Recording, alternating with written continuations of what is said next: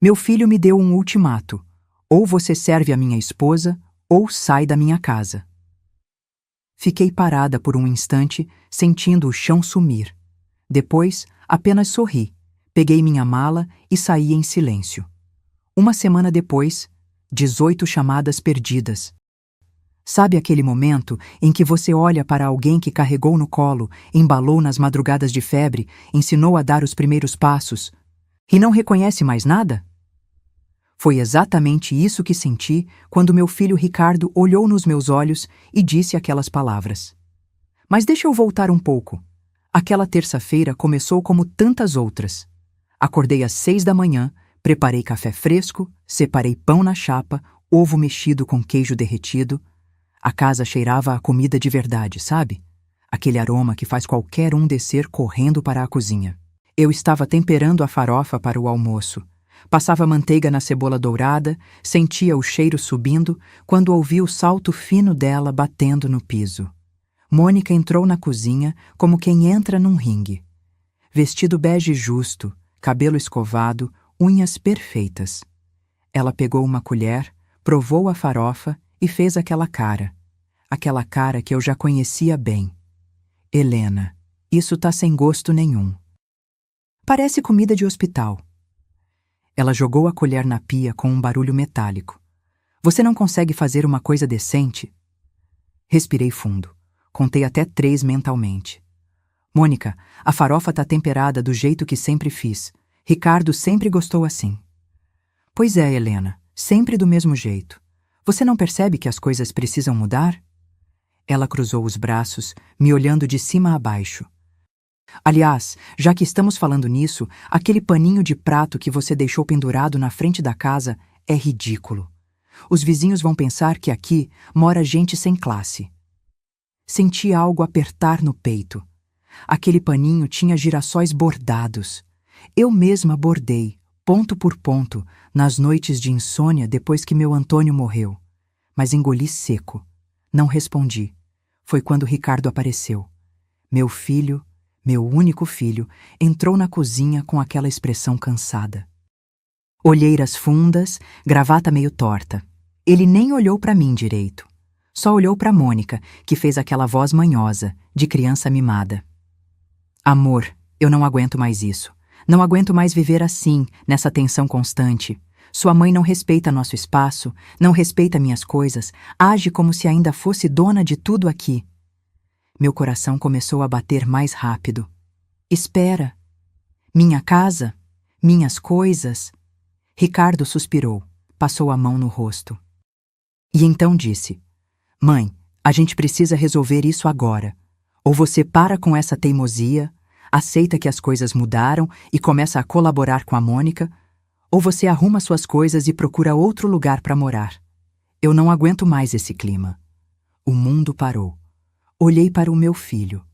Procurei naquele rosto algum traço do menino que eu embalei, que acordava gritando com pesadelo e só se acalmava no meu colo. Procurei o homem que, no dia da formatura, me abraçou chorando e disse: Mãe, tudo que eu sou devo a você. Não achei nada disso. Só vi um estranho. Um homem que eu não conhecia.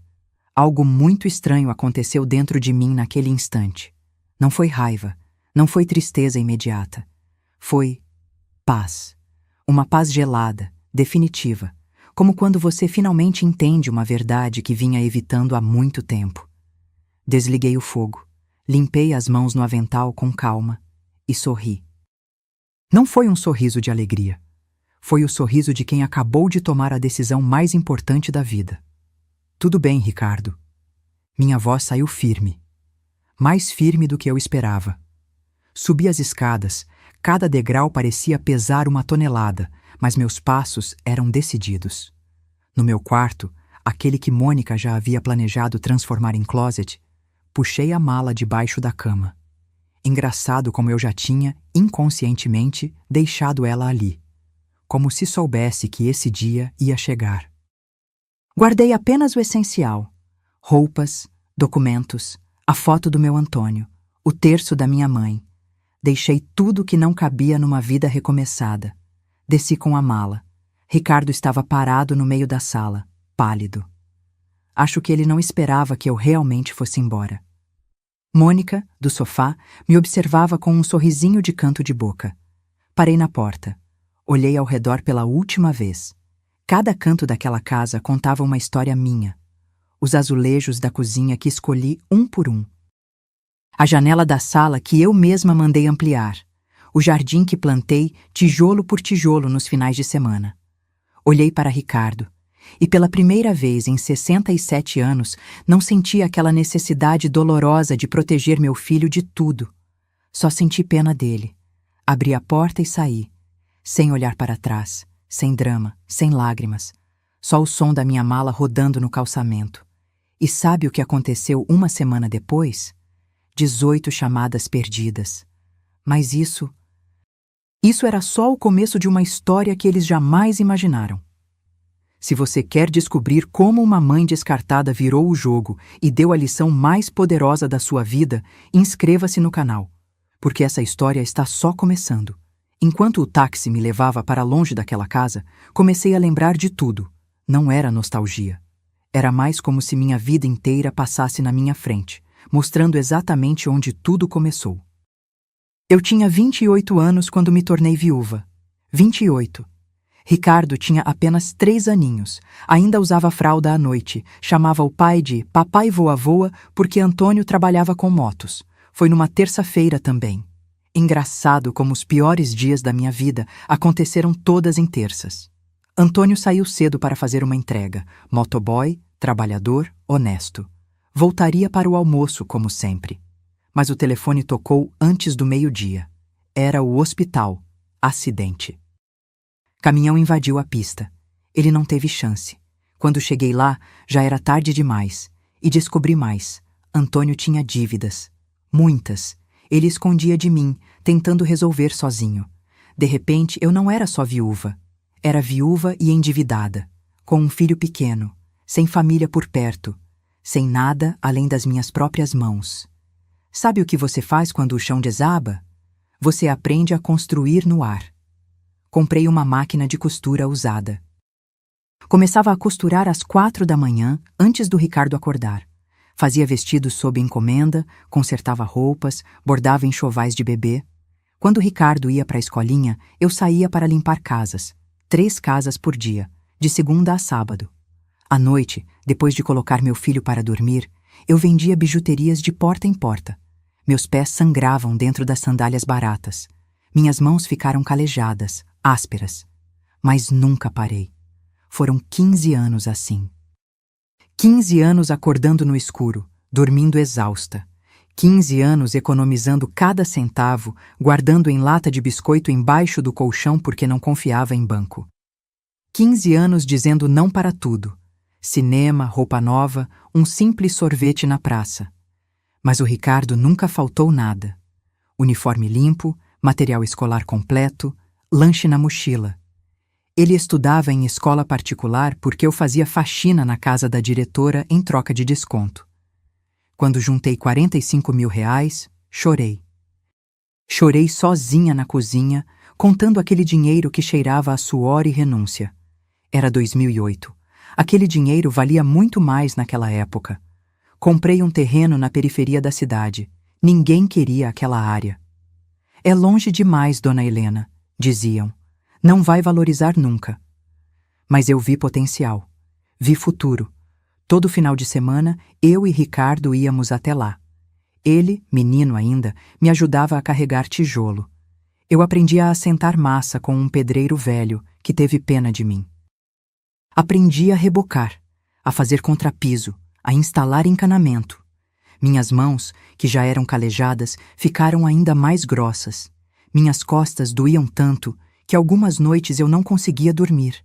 Mas cada tijolo era uma vitória. Cada parede levantada era uma promessa. Meu filho teria um lar. Levei 4 anos para terminar. 4 anos suando debaixo do sol, misturando cimento, pintando paredes. Quando finalmente mudamos para aquela casa, em 2012, Ricardo tinha 17 anos. Ele me abraçou na porta e disse: "Mãe, você é a mulher mais forte que eu conheço.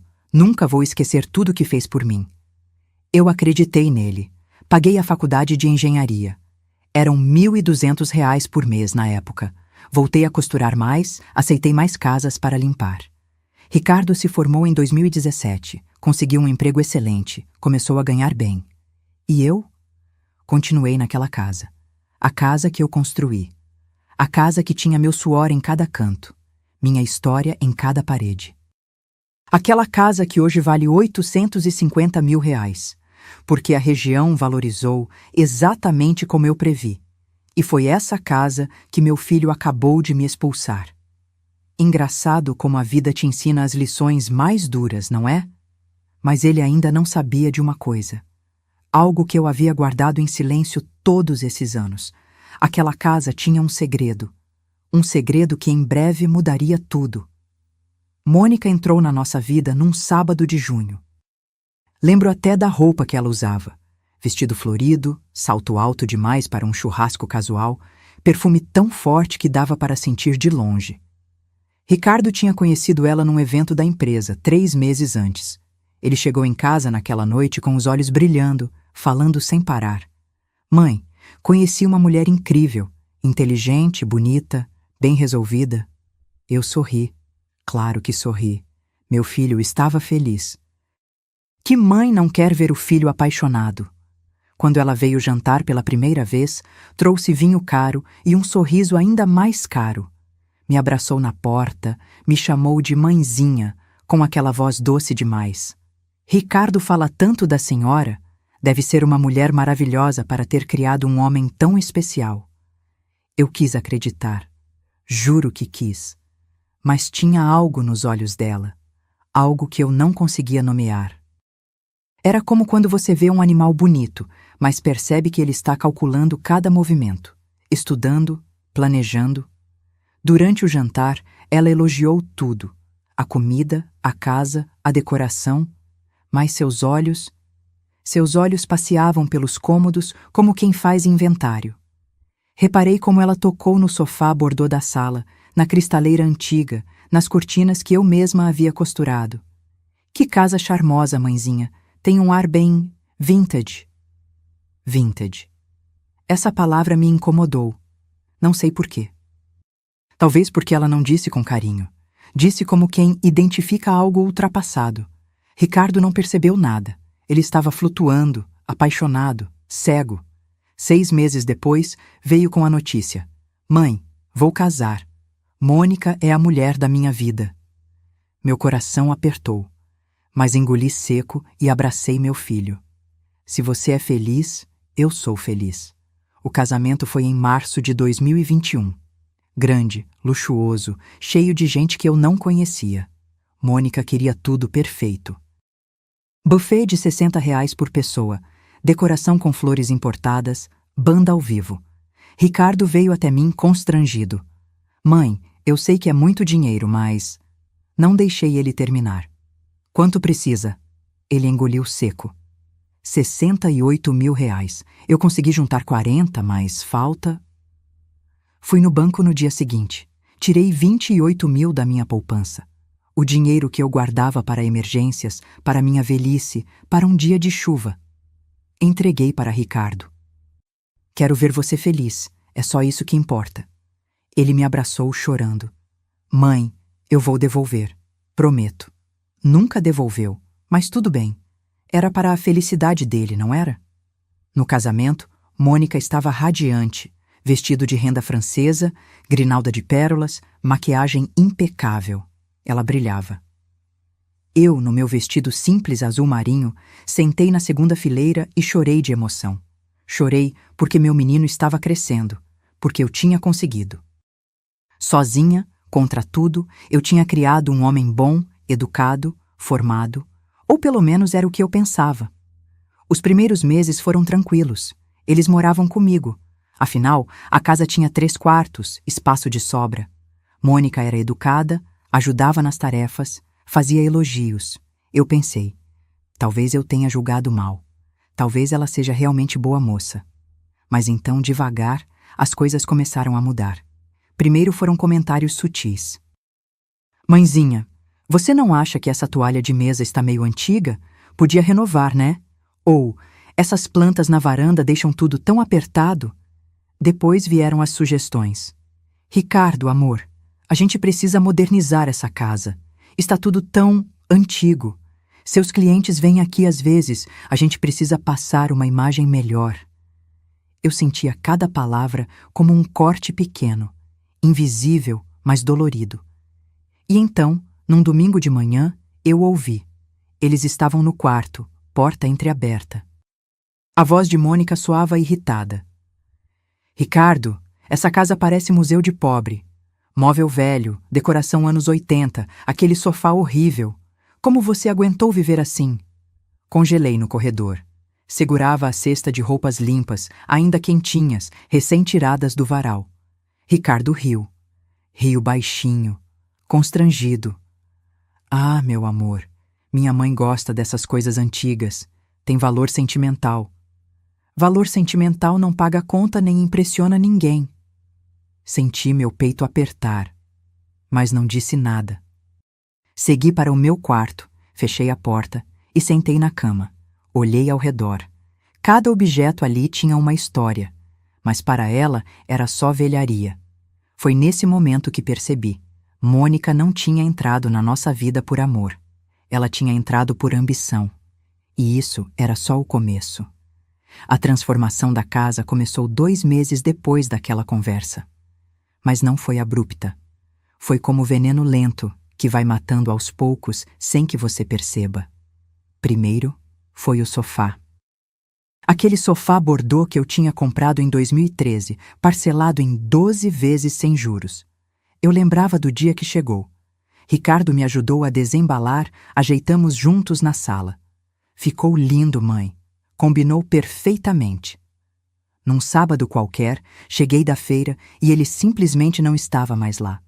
No lugar, um sofá branco, minimalista, moderno, desconfortável. Parecia sofá de consultório, não de casa. Onde está o sofá? Minha voz saiu trêmula. Mônica estava mexendo no celular, unha vermelha deslizando pela tela. Nem levantou os olhos. Doamos, mãezinha. Estava velho demais. Esse aqui é melhor, mais clean. A casa precisa respirar. Respirar. Como se a casa estivesse sufocada. Como se eu estivesse sufocando a casa. Ricardo entrou carregando sacolas de compras. Gostou, mãe? A Mônica escolheu. Ficou moderno, né? Eu queria gritar. Queria dizer que aquele sofá tinha história, que eu sentava ali toda noite assistindo novela, que era o lugar onde Ricardo deitava a cabeça no meu colo quando tinha dor de cabeça. Mas só assenti. Ficou bonito. Mentira. Ficou gelado. Na semana seguinte, foi meu cantinho de costura. Eu tinha transformado o quarto menor da casa num pequeno ateliê. Minha máquina Singer antiga, caixas organizadas com linhas coloridas, tecidos dobrados com carinho. Era meu refúgio, o lugar onde eu ainda me sentia produtiva, útil. Voltei de uma consulta médica e a porta estava trancada. Estranhei. Bati.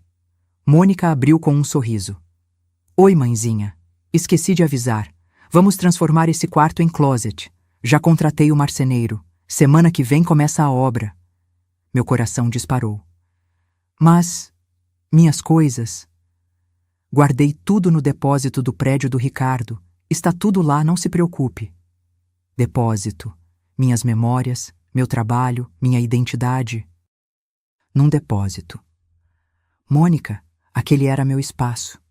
Ela suspirou, como quem perde a paciência com criança teimosa. Helena, você nem costura mais tanto assim. E a gente precisa desse quarto.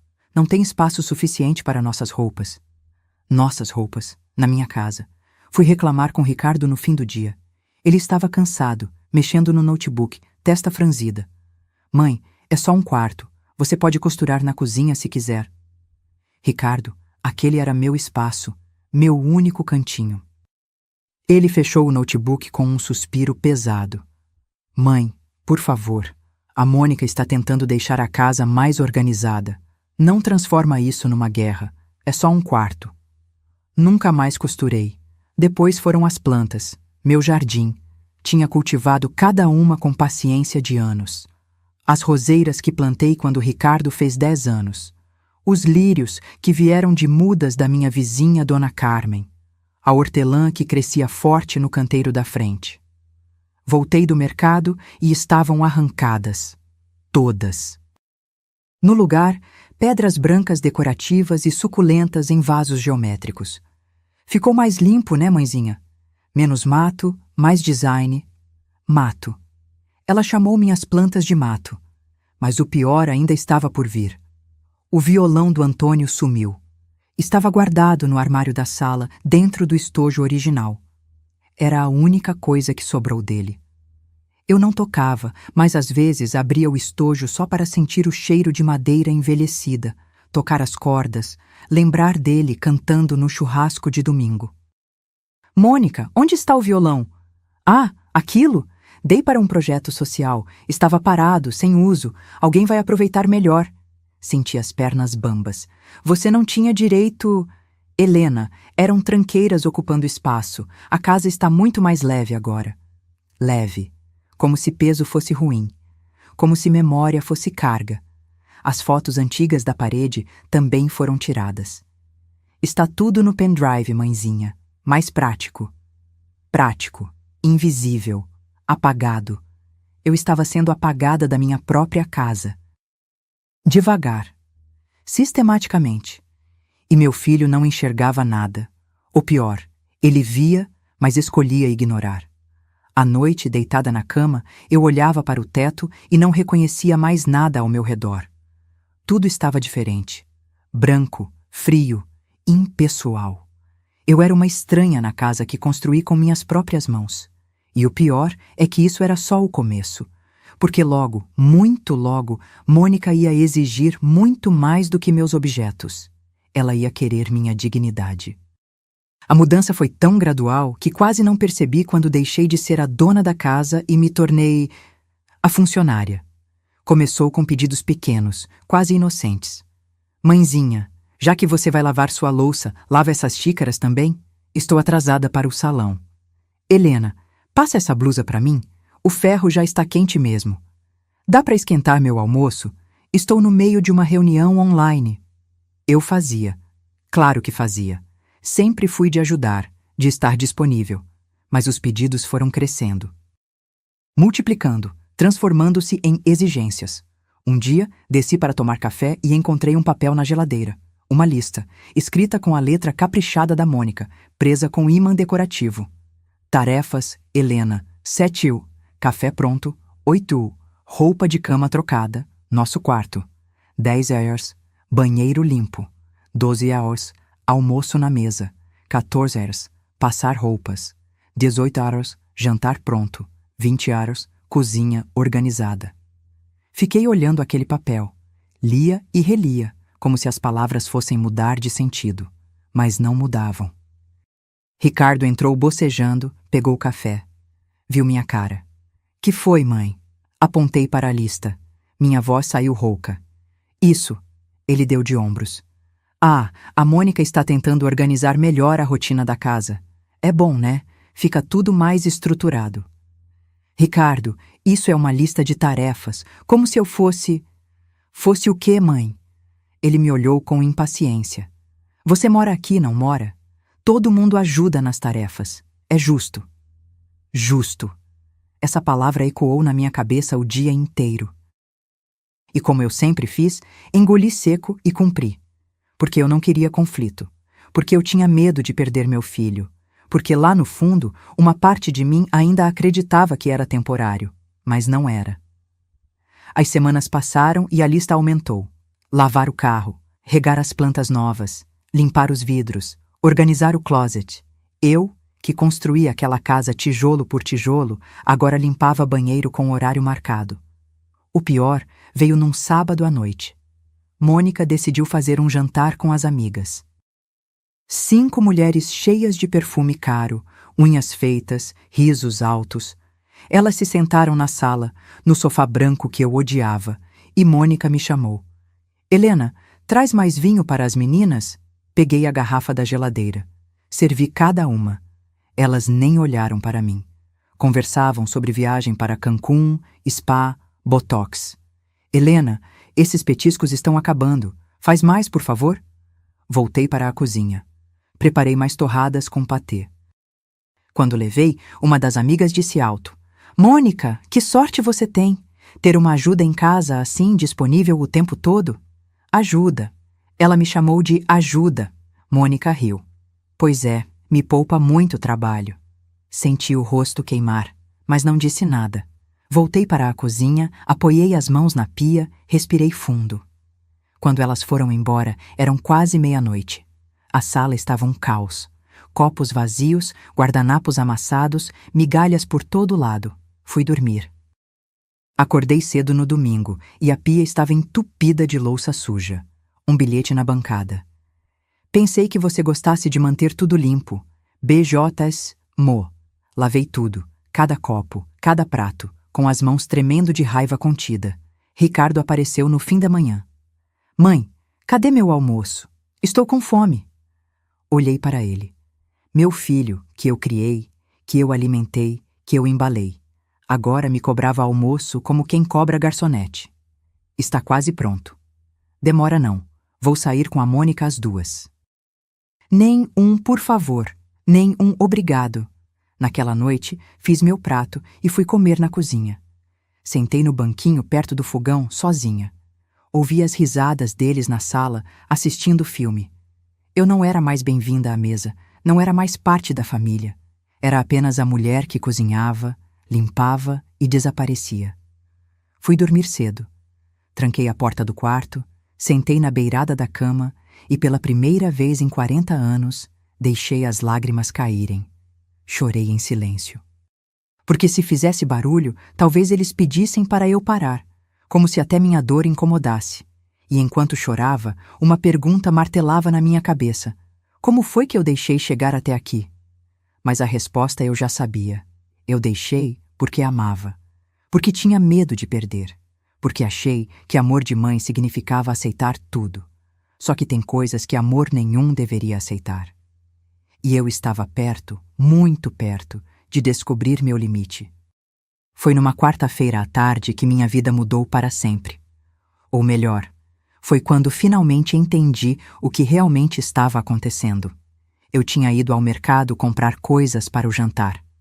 Mônica pediu salmão fresco. Disse que tinha convidado o chefe do Ricardo. Precisa estar impecável, Helena.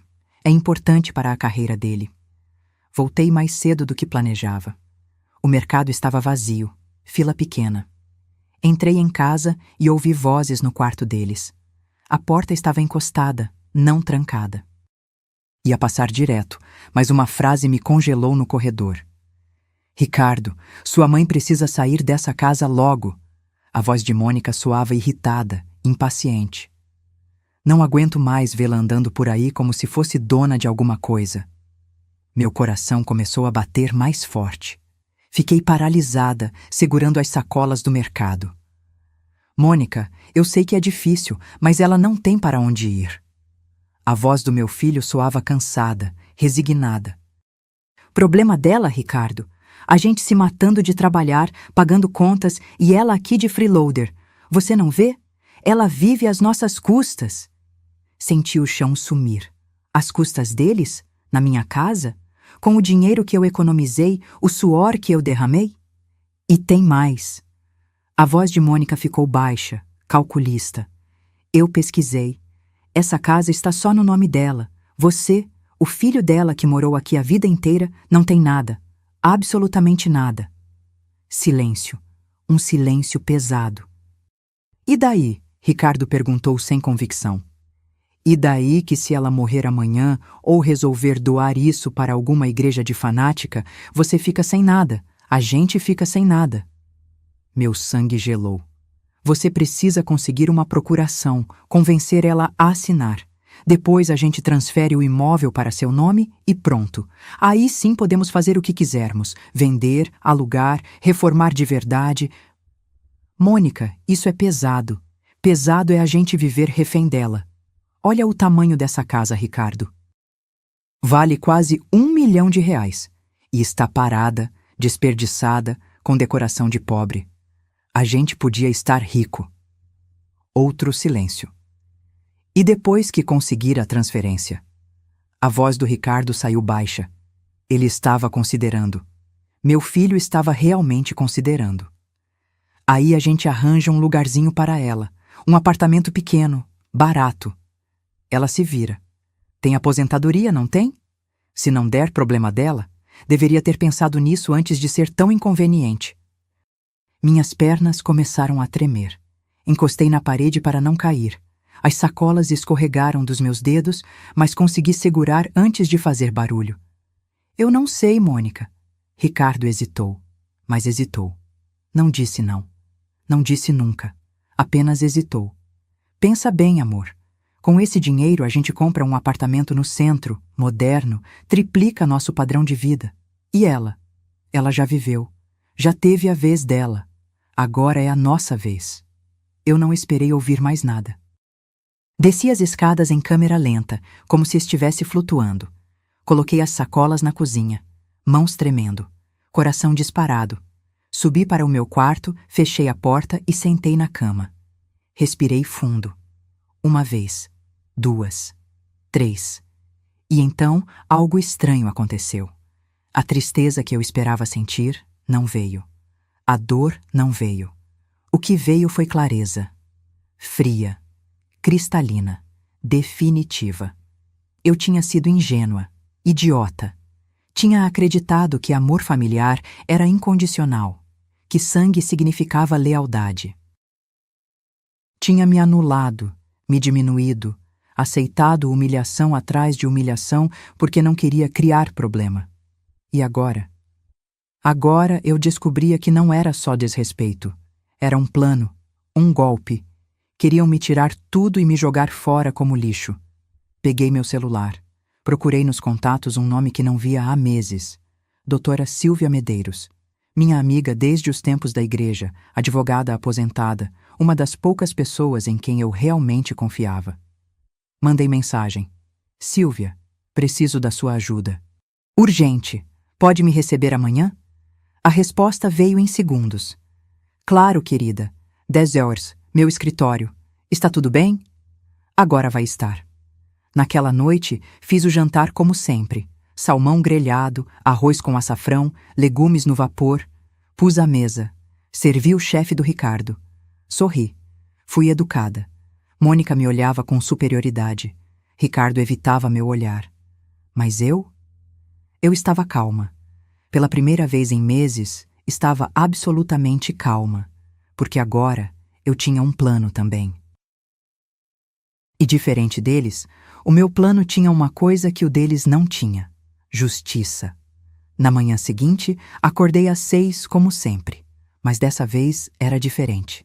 Tinha dormido profundamente pela primeira vez em semanas. Mente clara, decisão tomada. Fui até o escritório da doutora Silvia às 10 em ponto.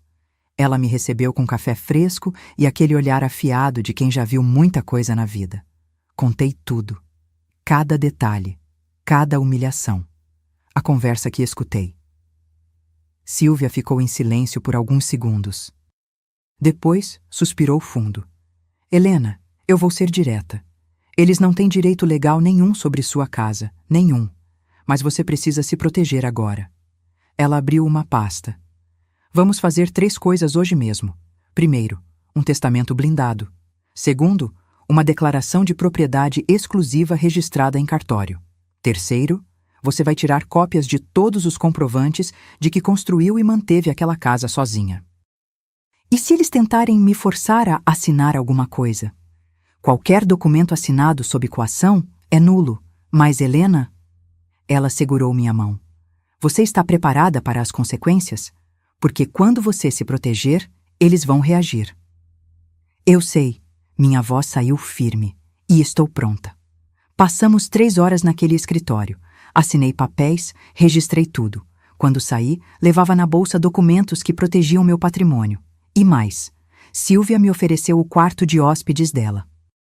Quando precisar, é só vir. Voltei para casa no fim da tarde.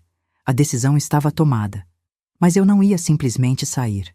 Ia esperar o momento certo. O momento em que eles se mostrassem completamente. Esse momento chegou 3 dias depois. Era domingo. Eu estava preparando o almoço. Macarrão à bolonhesa, o preferido do Ricardo desde criança. A cozinha cheirava a alho e manjericão. Eu mexia o molho quando Mônica entrou. Provou a farofa que eu tinha preparado e fez aquela cara de nojo que eu já conhecia tão bem. Helena, isso está horrível, sem gosto nenhum. Parece ração. Ela jogou a colher na pia com força. Você não sabe fazer mais nada direito mesmo. Desliguei o fogo. Respirei fundo. Mônica, essa farofa está temperada como sempre esteve. Se não gosta, não coma. Ela arregalou os olhos. Não estava acostumada com resposta. Como é que é? Está me respondendo agora? Estou dizendo que se não gosta da minha comida, você é livre para cozinhar a sua. Foi quando Ricardo entrou. Cabelo bagunçado, cara de sono. Mônica correu até ele como criança que vai fazer queixa. Amor, você está vendo? Sua mãe está me destratando. Eu só fiz um comentário e ela veio com ignorância. Ricardo olhou para mim. Cansado, irritado, farto. E então veio. A frase que eu sabia que estava chegando. A frase que eu tinha estado esperando. Mãe, chega. Eu não aguento mais isso. Não aguento mais essa tensão, esse clima pesado, você criando caso por tudo. Ele passou a mão no rosto. Vou ser bem claro agora. Ou você para com essa teimosia toda, aceita que as coisas mudaram aqui, obedece às regras da Mônica e para de criar problema. Ou você junta suas coisas e procura outro lugar para morar. Porque eu não aguento mais. Decida agora. O mundo ficou em silêncio. Olhei para o meu filho. Procurei nos olhos dele algum traço do menino que eu ninei nas madrugadas. Do adolescente que chorava no meu ombro quando levava fora da menina. Do jovem que jurou que nunca me abandonaria. Não encontrei. Só vi um homem que eu não conhecia. Um estranho usando o rosto do meu filho. E naquele momento, algo se libertou dentro de mim. Sorri. Um sorriso pequeno, tranquilo. Tudo bem, Ricardo? Ele piscou, confuso. Mônica também. Acho que esperavam lágrimas, súplicas, desespero. Limpei as mãos no pano de prato. Tirei o avental com calma. Pendurei no gancho. Vou pegar minhas coisas. Subi as escadas. Cada degrau era uma libertação. Puxei a mala debaixo da cama. Aquela mesma que tinha preparado dias antes, sabendo que esse momento chegaria. Roupas, documentos, a foto do Antônio, o terço da minha mãe. O que mais importava cabia numa mala. Desci. Ricardo estava no meio da sala, pálido. Acho que finalmente tinha caído a ficha do que ele tinha feito. Mônica, no sofá, tentava disfarçar um sorriso. Parei na porta, olhei ao redor pela última vez. Cada tijolo, cada parede, cada canto, tudo tinha minha história, meu suor, minha vida, mas não tinha mais meu futuro. Olhei para Ricardo. Cuide bem da casa, você vai precisar. Ele franziu a testa, sem entender. Abri a porta e saí. O sol da tarde batia no meu rosto. A rua estava quieta. Andei até a esquina carregando minha mala. Não olhei para trás, nenhuma vez. Liguei para Sílvia. Estou indo. Te espero com café pronto. E enquanto o táxi me levava embora, senti algo que não sentia há muito tempo. Paz, porque às vezes perder tudo é a única forma de recuperar a dignidade. Os primeiros 2 dias foram de silêncio absoluto. Nenhuma ligação, nenhuma mensagem, nada. Eu estava na casa da Sílvia, num quarto simples, mas aconchegante, com cheiro de lavanda e luz natural entrando pela janela. Ela não fez perguntas invasivas, apenas me abraçou e disse: "Fica o tempo que precisar." Na segunda noite, tomando chá na varanda, Sílvia comentou: "Sabe o que vai acontecer agora, né? Quando a poeira baixar, eles vão perceber." Perceber o quê? Tudo que você fazia, tudo que você era, tudo que você sustentava sem que eles notassem. Ela tinha razão. No terceiro dia, meu celular tocou pela primeira vez. Era Ricardo. Deixei cair na caixa postal. Ele não deixou recado. Mas eu sabia o que estava acontecendo lá, porque eu conhecia aquela casa. Conhecia cada detalhe, cada necessidade, cada despesa, e eles estavam descobrindo do jeito mais duro possível. Sílvia tinha uma amiga que morava na mesma rua da casa. Dona Lourdes, curiosa como toda vizinha de bairro, me ligou no quarto dia. Helena, minha filha, que confusão está acontecendo aí na sua casa? A Mônica passou aqui pedindo para eu ensinar ela a ligar a máquina de lavar. Máquina de lavar, Helena. A menina não sabe nem isso. Eu quase ri. Quase. E outra, vi o Ricardo saindo cedinho para comprar pão. Voltou com pão dormido porque não sabe escolher. A casa está um caos, minha filha. Ontem mesmo vi lixo acumulado na calçada porque esqueceram o dia da coleta. Cada informação era uma confirmação. Eles estavam se afogando. No quinto dia, as ligações aumentaram. 3, 5, 7 chamadas perdidas. No sexto dia, recebi uma mensagem de Ricardo. Mãe, preciso falar com você. Por favor. Não respondi. Foi quando chegou a primeira conta. Dona Lourdes me contou. Helena, você acredita que a luz deu mais de R$ 800? Ouvi a Mônica gritando com o Ricardo na garagem. Ela achava que a conta vinha no máximo 200. R$ 890, para ser exata. Eu sempre pagava aquela conta, todos os meses, direitinho. Eles nem sabiam que eu pagava. Depois veio a água, R$ 340. Internet, 189. Condomínio que eles nunca souberam que existia porque a casa fazia parte de um loteamento fechado. 220. Gás, 160. Só em contas básicas, mais de R$ 1.700, que eu pagava sozinha, todo mês, sem reclamar. No sétimo dia, Dona Lourdes ligou rindo. Minha filha, o supermercado não aceita mais a conta fiada da Mônica. Ela tentou comprar no crédito e foi negado. Eu vi ela voltando com 2 sacolas miseráveis, carne de segunda, essas coisas. E você sabe o pior? O quê? Ela não sabe cozinhar. Queimou o arroz, Helena. A casa inteira cheirava a queimado. O Ricardo chegou do trabalho e não tinha janta pronta. Comeram miojo. Miojo. O engenheiro bem-sucedido jantando miojo porque a esposa dele não sabia nem fazer arroz. No 8º dia, as ligações viraram desespero. 15 chamadas perdidas num único dia. Mensagens começaram a chegar. Mãe, por favor, atende. Precisamos conversar. Não faz isso. Mas foi no 9º dia que tudo desmoronou de vez. Chegou uma carta. Aviso de recebimento. A letra firme e oficial de um advogado. Sílvia tinha enviado notificação extrajudicial exigindo que Ricardo e Mônica desocupassem o imóvel em 30 dias. Afinal, eles não tinham direito legal nenhum de estar lá. Nunca tiveram. Dona Lourdes me ligou quase imediatamente. Helena, que guerra! O Ricardo chegou do trabalho, abriu a carta e ficou branco. Branco, Helena! A Mônica começou a gritar. Ela não pode fazer isso! A gente mora aqui! Isso é desumano! E o Ricardo só repetia. Meu Deus, o que eu fiz? O que eu fiz? Ela fez uma pausa dramática. E tem mais. Chegou outra carta junto. Do cartório. Que carta? Helena, isso é verdade? Você fez testamento deixando a casa para uma instituição de caridade? Sim, era verdade. Cada centavo, cada tijolo, cada metro quadrado daquela casa que eu construí com minhas próprias mãos ia para uma ONG que acolhia idosos abandonados pela família. Irônico, não? A Mônica tá fora de si. Tá falando em processar, em contestar. Mas o Ricardo tá acabado, Helena. Vi ele chorando na garagem ontem à noite. Chorando igual criança. Desliguei o telefone e fiquei olhando para o jardim da casa da Sílvia. O sol estava se pondo, pintando o céu de laranja e rosa. Sílvia se sentou ao meu lado. Como você está se sentindo? Pensei bastante antes de responder. Vazia, mas aliviada. Ele vai vir te procurar. Você sabe disso, né? Eu sei. E o que você vai fazer? Respirei fundo.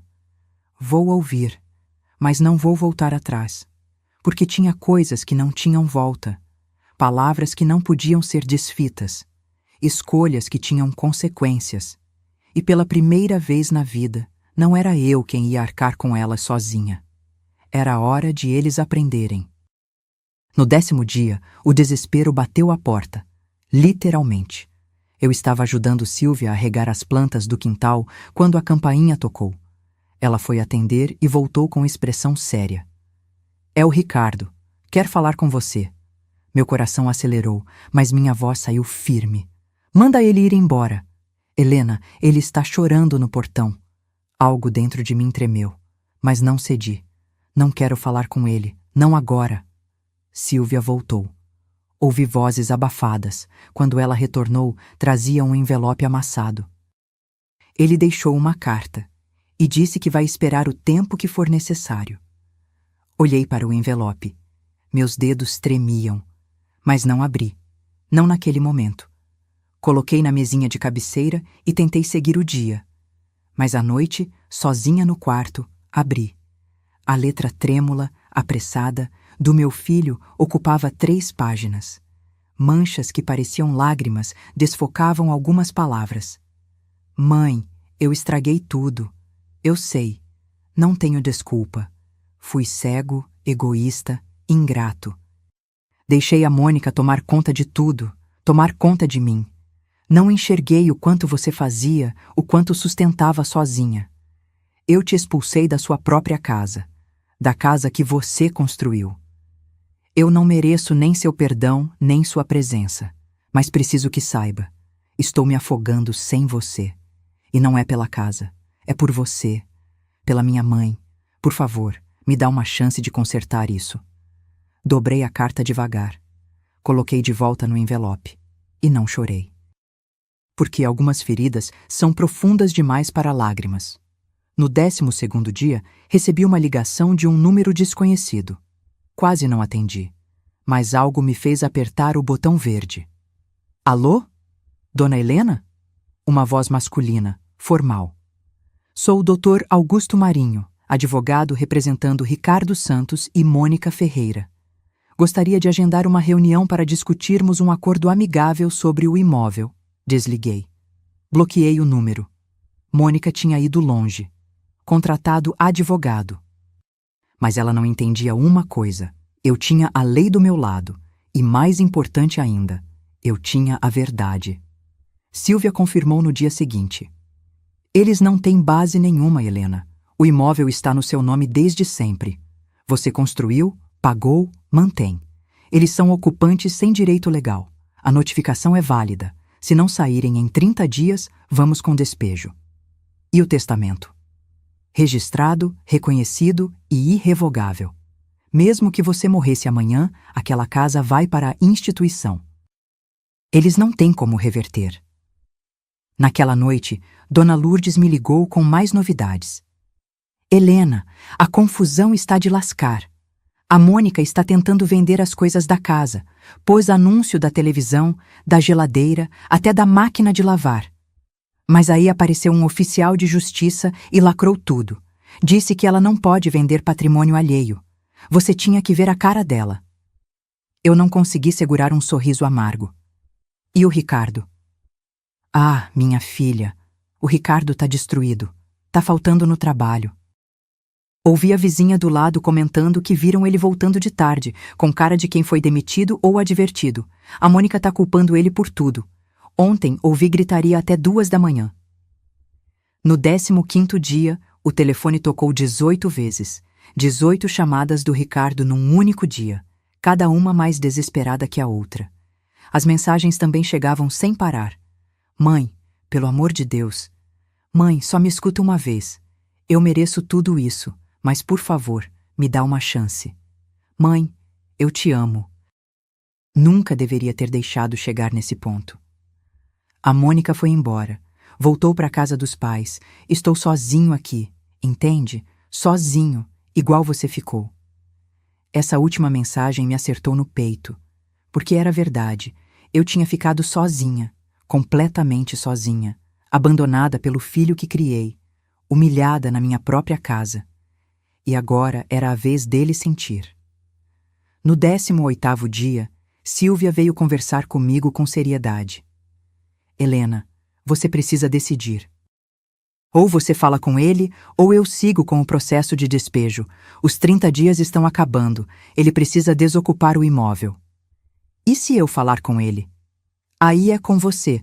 Mas escuta, Helena, você pode perdoar, pode até reconstruir a relação, mas nunca, nunca volte atrás nas suas decisões de proteger seu patrimônio. Entendeu? Isso não é negociável. Fiquei em silêncio por um longo tempo. Finalmente, peguei o celular. Digitei uma mensagem curta. Amanhã, 15 horas. Café da Praça Central. Sozinho. A resposta veio em segundos. Estarei lá. Obrigado, mãe. Obrigado. Silvia me olhou com preocupação. Tem certeza? Não. Mas preciso fazer isso. Preciso olhar nos olhos dele e dizer tudo o que precisa ser dito. E se ele pedir para você voltar? Olhei pela janela. O céu estava limpo, sem nuvens. Aí ele vai descobrir que algumas portas, quando se fecham, não abrem mais da mesma forma. Porque perdão não significava esquecer. E reconstrução não significava voltar ao que era antes. Significava começar do zero. Se ele estivesse disposto a isso. E isso só o tempo diria. Cheguei ao café 15 minutos antes do combinado. Escolhi uma mesa do fundo, perto da janela. Pedi um café preto, simples. Minhas mãos tremiam levemente segurando a xícara. Silvia tinha insistido em me acompanhar, mas recusei. Isso era algo que eu precisava fazer sozinha. Às 15 horas em ponto, Ricardo entrou. E eu quase não o reconheci. Meu filho estava irreconhecível. Olheiras profundas, barba por fazer, roupa amassada. Ele tinha emagrecido. Muito. A camisa social, antes justa, agora pendia nos ombros. Ele me viu e parou, como se reunisse coragem para dar mais um passo. Caminhou até a mesa devagar. Sentou-se na minha frente sem dizer nada no primeiro momento. Apenas me olhou. E então seus olhos encheram de lágrimas. Mãe. A voz dele saiu quebrada. Não respondi imediatamente. Só o observei. Este homem destruído à minha frente era o mesmo que 3 semanas atrás me deu um ultimato na minha própria cozinha. Você pediu para conversar, então converse. Minha voz saiu mais fria do que eu esperava. Ele engoliu seco. Limpou as lágrimas com as costas da mão. Eu não sei nem por onde começar. Desculpa é pouco. Desculpa não paga o que eu fiz, o que eu deixei acontecer. Não, não paga mesmo. Mãe, eu fui um cego, um idiota completo. A Mônica. Ela me manipulou, me convenceu de que você era o problema, de que você estava atrapalhando nossa vida. E eu acreditei. Acreditei porque era conveniente. Porque era mais fácil culpar você do que enxergar quem ela realmente era. E quem ela era, Ricardo? Ele fechou os olhos. Uma golpista, uma interesseira. Ela nunca me amou. Amou a ideia do que eu poderia dar para ela: status, conforto, dinheiro e principalmente aquela casa. Sua voz ficou amarga. A casa que você construiu sozinha enquanto eu era criança. A casa que vale uma fortuna hoje. Ela queria tudo. E eu ia deixar ela tomar. Senti algo apertar no peito, mas mantive a expressão neutra.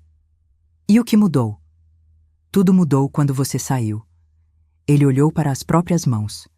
No primeiro dia, eu achei que ia ser um alívio, sem conflitos, sem tensão. A Mônica comemorou. Disse que finalmente éramos livres. Ele fez uma pausa, a voz embargada. Mas no segundo dia, acordei e não tinha café pronto. Parece bobo, né? Mas você sempre fazia café. Sempre, desde que eu me lembro. E de repente não tinha. Aí percebi que a geladeira estava vazia. Você sempre fazia compras. Eu nem sabia em qual mercado você ia. Continue. As contas começaram a chegar. Mãe, eu não fazia ideia. Não fazia ideia de quanto custava manter aquela casa. Luz, água, internet, gás, condomínio que eu nem sabia que existia. Você pagava tudo. Tudo. E eu nunca te perguntei se precisava de ajuda. Lágrimas escorriam livremente pelo rosto dele agora. A casa virou um caos. A Mônica não sabia nem ligar a máquina de lavar. Queimava comida, deixava a louça acumular. Brigávamos todos os dias. E então chegou aquela carta. Ele me olhou com desespero. A notificação. E foi aí que caiu a ficha de verdade. Aquela não era minha casa. Nunca foi. Era sua. Sempre foi só sua. E eu tinha te expulsado. Te expulsei da casa que você construiu com suas próprias mãos. E o testamento? Minha voz estava firme, mas meu coração batia forte. O testamento me destruiu. Ele soluçou.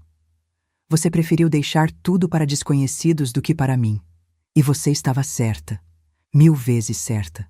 Eu não merecia nada. Nada. Ricardo cobriu o rosto com as mãos. Seus ombros tremiam. A Mônica surtou. Tentou me convencer a processar você, a contestar o testamento, a acusar você de senilidade.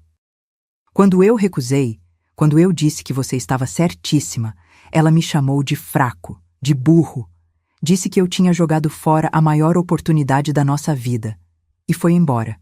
Simplesmente arrumou as malas e foi embora. E você? Eu fiquei sozinho naquela casa enorme, vazia, cheia das suas memórias. E entendi tudo. Cada canto daquela casa gritava seu nome, seu sacrifício, sua história. E eu tinha te jogado fora como se você não valesse nada. Ele estendeu a mão sobre a mesa, mas não me tocou. Mãe, eu perdi tudo. Perdi minha esposa, perdi minha casa, estou quase perdendo meu emprego. Mas nada disso importa, nada, porque eu perdi você. E essa é a única coisa que realmente dói. Fiquei em silêncio. Deixei as palavras dele ecoarem entre nós. Eu não quero sua casa, mãe. Não quero seu dinheiro. Só quero minha mãe de volta. Quero poder tomar café com você no domingo. Quero poder te ligar quando tiver um dia ruim. Quero consertar isso, mesmo que leve anos. Mesmo que você nunca me perdoe completamente. Só me dá uma chance de tentar. Olhei para meu filho, meu único filho, o menino que eu carreguei no colo, que eu protegi de tudo, que eu amei mais que minha própria vida. E então disse a verdade. Parte 11, 6 meses depois. A Justiça Poética. Ricardo, eu não vou mentir dizendo que está tudo bem, porque não está. Minha voz saiu firme, mas sem raiva. Você não me perdeu por acidente. Você me descartou. Me humilhou. Me transformou em empregada na casa que eu construí. E pior, você ouviu sua esposa planejar me roubar, me tirar tudo e hesitou. Você não disse não na hora. Você hesitou. Ele abaixou a cabeça, envergonhado. Mas... respirei fundo. Você é meu filho. E eu não deixo de ser mãe mesmo quando você deixa de ser filho. Então vou te dizer o que vai acontecer agora. Ricardo me olhou com um fio de esperança nos olhos. A casa continua no meu nome. O testamento continua valendo. Você vai sair daquela casa nos próximos 15 dias. Isso não é negociável.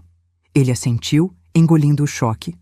Mas se você quiser, a gente pode reconstruir nossa relação, do zero.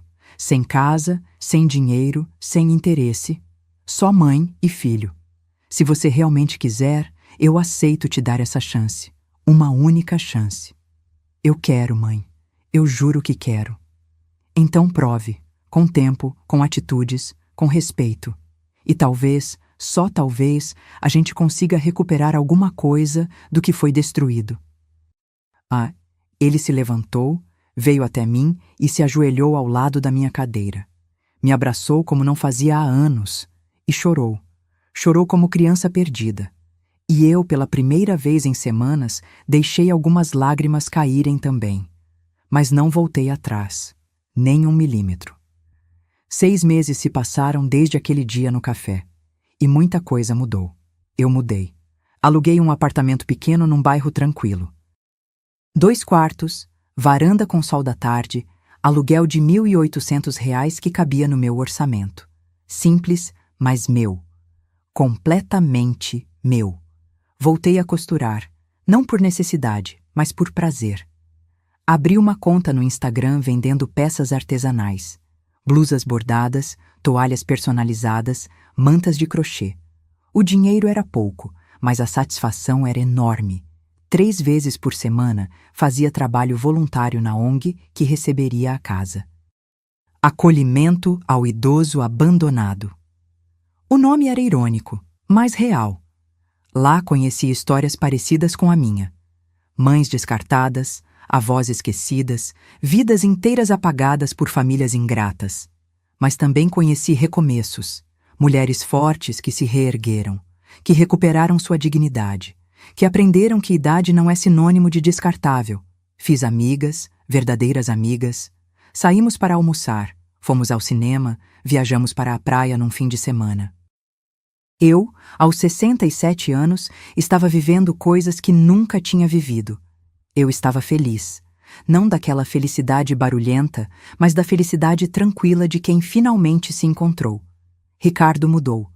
Ele saiu da casa no prazo que eu dei. Alugou um apartamento pequeno, bem menor que o que estava acostumado. Pagava R$3.200 de aluguel e o orçamento apertava no fim do mês. As economias que ele tinha guardado foram todas consumidas pelas reformas que Mônica fez. Móveis caros, decorações inúteis, desperdício atrás de desperdício. Ele estava começando do zero financeiramente, mas estava tentando, realmente tentando. Todo sábado ele me visitava. Trazia pão fresco, tomávamos café juntos na minha varanda, conversávamos sobre trabalho, sobre vida, sobre os erros que ele cometeu. Ele começou terapia, reconheceu que tinha sido manipulado, mas também que tinha escolhido ser cego. Mãe, eu vi você sofrendo, eu vi. Mas fingi que não via porque era mais fácil manter a paz com a Mônica do que defender você. Isso me envergonha todos os dias. Nosso relacionamento estava sendo reconstruído, devagar, tijolo por tijolo, assim como eu construí aquela casa anos atrás. Mas agora com uma diferença. Tinha base sólida, tinha respeito, tinha limites. Mônica colheu o que plantou. Ela voltou para a casa dos pais. A família que tanto ostentava riqueza estava, na verdade, afogada em dívidas. Aparências mantidas com cartão de crédito e empréstimos. O casamento de fachada que ela construiu desmoronou. Ricardo pediu divórcio 2 meses depois da separação. Ela tentou pedir pensão, mas o juiz negou. Casamento curto, sem filhos, ambos com capacidade de trabalho. Ela tentou se aproximar de outros homens com dinheiro, mas a reputação dela já tinha se espalhado. A mulher que expulsou a sogra da própria casa. Ninguém queria se envolver. Dona Lourdes me contou, com aquele prazer de fofoca que só vizinha tem, que Mônica estava trabalhando numa loja de roupas no shopping. Salário mínimo, comissão pequena. Os saltos altos agora doíam no final do expediente. A casa que ela tanto cobiçou estava sendo preparada para virar o novo lar da ONG. Reformas foram iniciadas para transformar os cômodos em quartos coletivos acolhedores. Onde antes tinha ambição e conflito, haveria agora cuidado e recomeço. E o final desta história? Não foi o final de contos de fadas que as pessoas esperam. Não houve reconciliação dramática com abraços e promessas eternas. Houve algo melhor. Houve verdade. Ricardo e eu reconstruímos um relacionamento baseado em respeito mútuo. Ele não voltou a morar comigo. Eu não voltei a ser a mãe que se anula pelo filho. Somos 2 pessoas adultas que se amam, mas com limites saudáveis. Ele me liga durante a semana só para saber como estou. Levou 6 meses até eu conseguir dizer, eu te amo de novo. Mas quando disse, foi real. Num domingo de tarde, enquanto tomávamos café na minha varanda, Ricardo olhou para mim e disse, mãe, obrigado. Por quê? Por não ter me perdoado fácil. Por ter me ensinado a lição mais dura da minha vida. Eu precisava perder tudo para entender o valor do que eu tinha. Segurei a mão dele. Você não perdeu tudo, Ricardo. Você me perdeu por um tempo. Mas encontrou algo mais importante. Você encontrou respeito próprio. Aprendeu a não se deixar manipular. Aprendeu que amor não é conveniência. Ele sorriu. Um sorriso triste, mas genuíno. E eu percebi. A justiça não estava na vingança. Estava na transformação. Parte 12. A lição final. Epílogo reflexivo. O outono chegou trazendo folhas douradas e um vento fresco que anunciava mudanças. Eu estava na varanda do meu apartamento, costurando uma manta de retalhos, quando o telefone tocou. Era a Adriana, coordenadora da ONG. Dona Helena, precisa vir aqui hoje. Tem uma surpresa. Cheguei lá no fim da tarde. A casa, minha antiga casa, estava irreconhecível. De um jeito bom. As paredes tinham sido pintadas de cores suaves. Amarelo claro na sala, verde água nos quartos. Onde antes ficava meu quarto, agora havia uma biblioteca comunitária com poltronas confortáveis. A cozinha, ampliada, tinha uma mesa enorme onde todos comeriam juntos. No jardim, onde Mônica tinha arrancado minhas plantas, agora crescia uma horta. Tomates, alface, cebolinha. Cuidada pelas próprias mãos dos idosos que ali moravam. Dona Helena, venha conhecer as moradoras. Foram 7 mulheres. A mais nova tinha 62 anos, a mais velha, 84. Cada uma com sua história de abandono, ingratidão, família que virou as costas. Dona Francisca, 76 anos, me abraçou com lágrimas nos olhos. A senhora salvou minha vida, literalmente. Eu ia morar na rua quando esse lugar me acolheu. Senti um nó na garganta. Essa casa salvou minha vida também. Agora ela está salvando outras. Adriana me levou até a entrada. Uma placa de bronze estava sendo instalada. Casa Helena, reconstruindo dignidades desde 2025. A senhora é uma inspiração, Dona Helena. Transformou dor em propósito. Voltei para casa com o coração cheio. Naquela noite, Ricardo veio jantar. Eu tinha feito arroz de forno, receita da minha mãe. Simples, gostoso, com amor. Enquanto comíamos, ele comentou: Mãe, passei na frente da casa ontem. Vi as senhoras na varanda, rindo, conversando. Fiquei olhando por um tempo. E o que sentiu? Ele ficou em silêncio, pensativo. No começo senti um aperto. Aquela era minha casa de infância, sabe? Onde eu cresci. Mas depois senti orgulho. Orgulho de você, do que você fez. Transformar aquela casa que foi palco de tanta dor em um lugar de recomeço. Segurei a mão dele sobre a mesa. Sabe o que aprendi nesses meses todos? O quê? Que a gente ensina as pessoas como devem nos tratar. Eu ensinei você, sem querer, que estava tudo bem me desrespeitar. Porque eu aceitava. Porque eu tinha medo de te perder. Mas quando eu te perdi do mesmo jeito, entendi que medo não protege ninguém, só aprisiona.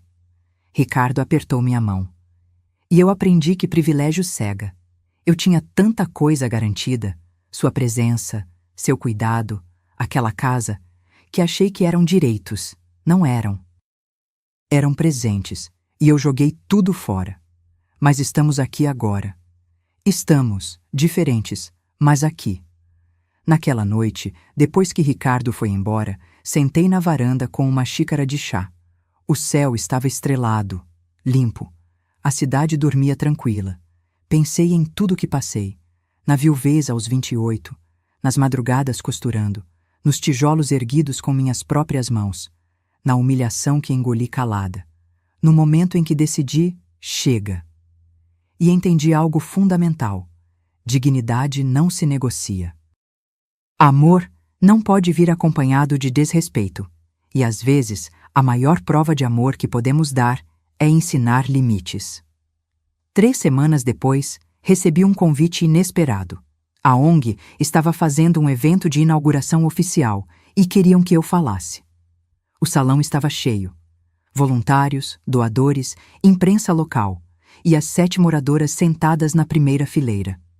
Quando chegou minha vez de falar, subi ao microfone com o coração acelerado. Nunca fui de discursos. Mas olhei para aquelas mulheres, cada uma sobrevivente da própria batalha, e as palavras vieram, Eu não vim aqui contar uma história de vingança. Vim contar uma história de resgate. Do meu resgate. Fiz uma pausa. Respirei fundo. Durante anos, acreditei que ser boa mãe significava me anular, aceitar tudo, perdoar tudo, nunca impor limites porque isso seria egoísmo. Mas aprendi, da pior forma possível, que isso não é amor, é autodestruição. Algumas mulheres na plateia assentiram, os olhos marejados. Quando meu filho me deu aquele ultimato, quando me expulsou da casa que eu construí, algo dentro de mim morreu.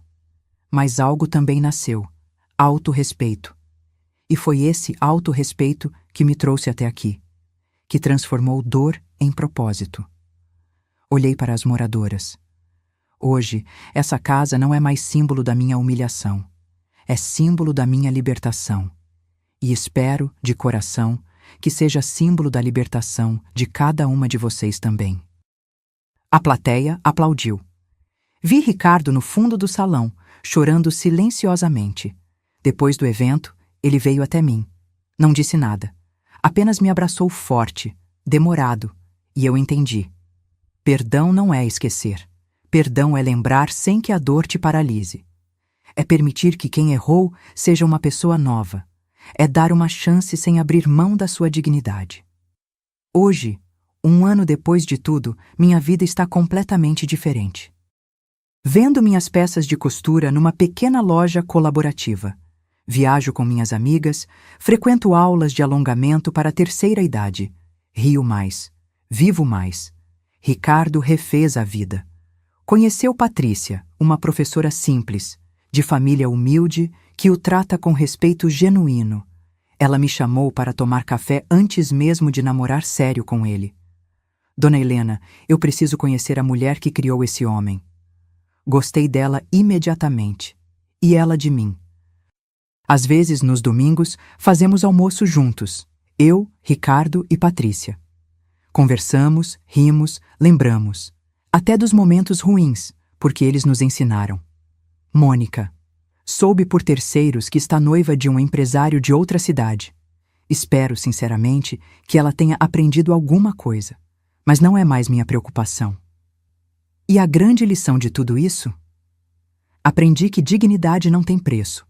Que amor sem respeito não é amor, é dependência. Que às vezes, para salvar um relacionamento, você precisa estar disposta a perdê-lo. Aprendi que idade não é sinônimo de descartável. Que recomeçar não tem prazo de validade. Que nunca é tarde para se escolher. Perdi minha casa, mas reencontrei minha dignidade. E sabe de uma coisa? Nenhum teto vale mais do que isso. Hoje, quando deito minha cabeça no travesseiro, durmo em paz. Porque sei que, apesar de tudo, me mantive inteira. Me respeitei. Me escolhi. E essa, minha gente, é a vitória mais importante de todas. Se esta história tocou seu coração de alguma forma, deixe nos comentários de onde você está assistindo. Conte se você já passou por algo parecido ou se conhece alguém que passou. Às vezes, só de compartilhar, a gente alivia o peso que carregamos sozinhos. E se você acredita que dignidade não tem idade, que recomeço é sempre possível, que nunca é tarde para se escolher, deixe seu like e se inscreva no canal. Porque aqui a gente compartilha histórias reais, de pessoas reais, vivendo batalhas reais. Lembre-se, você ensina às pessoas como te tratar. E nunca, nunca é egoísmo escolher sua própria dignidade. Até a próxima história. E que você sempre se escolha primeiro.